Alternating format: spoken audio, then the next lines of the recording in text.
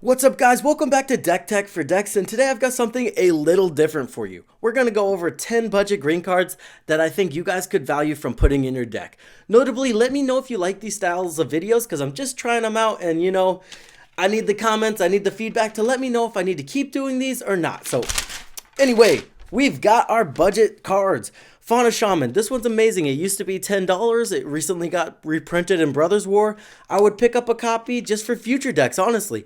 She's insane. Not only does she tutor for any creature card in your library, she can also fill your graveyard full of useless creatures like Anger, Filth, give your creatures unblockable. You've got haste now. She's a really good toolbox creature that I think needs to be seen in more play.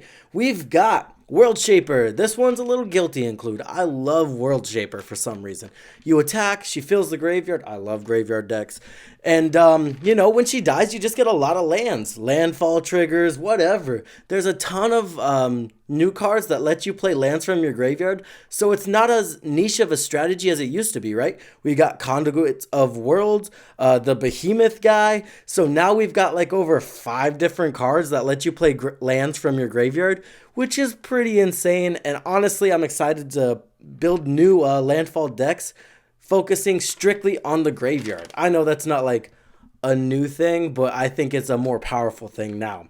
Anyway, moving on, we have Giant Out of Phage. This guy can get out of hand really quickly. What makes him more powerful is if you can slap him with haste, right? Because honestly, a single removal spell gets rid of him, or a counter spell, right? But if we throw him onto the battlefield and then attack with him, that's going to give us 2 Giant Out of Phages. And their only hope is going to be a board wipe, or we're just going to run away with the game. Next up, we have Beast Within. This is probably a card you guys have heard of before, and honestly, it's amazing. It gets rid of any permanent that's causing you issues, and they're going to get a 3/3 Beast, which, we'll take that trade up. Next up, we have Champion of Liamhold. Another card I think you guys are pretty aware of, but just in case, this one gives basically unblockable and green, right? Because we're going to buff that guy to the moon. It's really good in go-wide strategies. And then we can sacrifice that giant guy for value later, or we win because we have a bunch of unblockable creatures. Pretty good. Next up, we have Greater Good, right? I like this one because a lot of the, gripes about Soul's Majesty and cards like that draw cards off of a creature's power is it's like 5 mana. That's all you're doing that turn. But Greater Good just sticks on the battlefield, and you really don't care that you have to discard 3 cards. It can actually help you in some scenarios, like Fauna Shaman, right? We're throwing Anger, we're throwing Filth, we're throwing Brawn in the graveyard, getting our creatures those useful abilities, or even just throwing creatures in the graveyard to reanimate later. And basically, this one sticks on the battlefield. You can use it multiple times. There's a reason I think it's one of the best green cards in the game. I don't say that lightly, but I mean it. Next up, we've got Rishkar's Expertise. Again, right? The gripe is you draw a bunch of cards, but that's all you do that turn. Well, Rishkar's Expertise lets you play another card of 5 CMC or less, which is pretty flexible. And honestly, if we're targeting our biggest creature, we should draw enough cards for that to make a difference. If we don't, you're not playing it in the right deck. So, like I said, draw a ton of cards, play a card for free. I love it. And it's budget. I think it's like $2.30. I'll throw the prices up here so it's not just my memory, because that's, I don't know, man.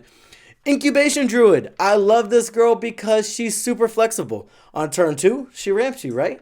And then on turn 4, if we don't ramp anymore, she's going to put 3 counters on herself, and then we're tapping her for 3 mana. That means when you untap on turn 5, you'll have access to 8 mana, which is going to put you way ahead of your opponents.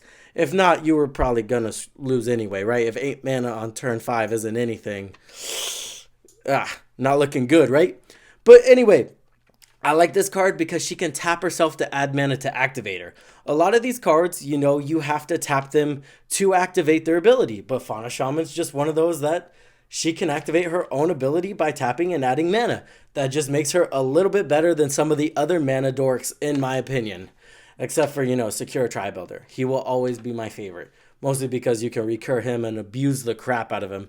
And he sacrifices himself. But that's a whole other thing.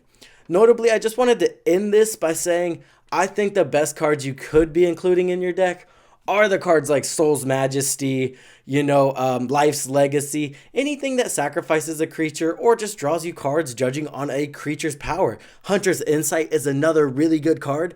I think people throw them out for the same reason I said, people don't like to draw a lot of cards and then end their turn. But honestly, they're really good cards, and I've been playing with them, and people are looking around like, dang, he just drew like 8 cards. And then they're putting those cards in their deck, right? So I think those cards need more play. That's basically the end of the rant, basically the end of the video. I hope you guys enjoyed. Let me know if you enjoyed because, again, I'm just trying this out. I think I would enjoy doing more videos like this, but I'm going to give you what you guys want. You guys are my audience. Whatever you tell me you want, I'm going to give you. That's kind of just how it is. Thank you for watching. Like, comment, subscribe. It really helps me out, and I'll see you guys in the next one. I hope this helped you in your deck building endeavors.